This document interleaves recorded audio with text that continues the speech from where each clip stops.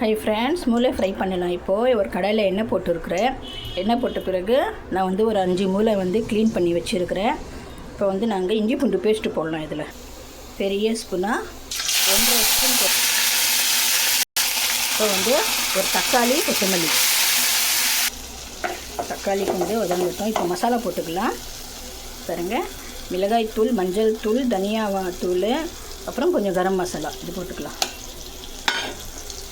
எல்லாம் கொஞ்சம் பச்சை வாசனை போட்டோம். உப்பு போட்டுக்கலாம்.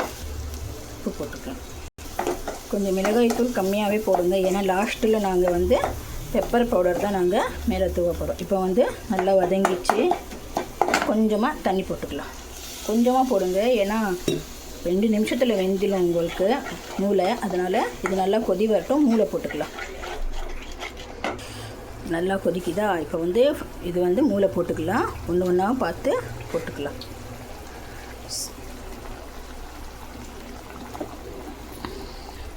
நான் எல்லாமே போட்டுட்டேன், 5 மூளையும். இப்போ வந்து நல்லா இது கொதி வரட்டும். கொதி வந்து நல்லா வெந்து இந்த தண்ணியெல்லாம் நல்லா வற்றி வரட்டும். பார்க்கலாம்.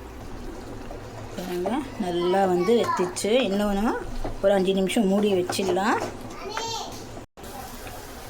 சூப்பராக ரெடி ஆகிடுச்சு பாருங்கள். அவ்வளோதான், 5 மூளைங்க. இது எவ்வளோ உண்டு வந்திருக்கு பாருங்கள். அவ்வளோதான். இப்போ வந்து கொஞ்சம் நாங்கள் பெப்பர் பவுடர் போட்டுக்கலாம். லைட்டாக தூவுங்க, ஏன்னா காரம் உங்களுக்கு அதிகமாக இருக்கும். செம்மையாக இருக்குங்க இது. லைட்டாக போட்டுக்கலாம். போதும். அவ்வளோதான். இதை ஆஃப் பண்ணிடலாம்.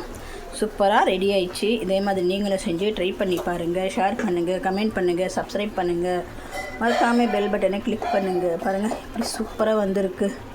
செம்மையாக இருக்குங்க இது. டேஸ்ட் அட்டகாசமாக இருக்கும். ஒன்றுமே இல்லை, சிம்பிளான மசாலா தான். அதுதான் ரெடி ஆயிடுச்சு. நீங்களும் செஞ்சு என்ஜாய் பண்ணுங்கள். பாய்.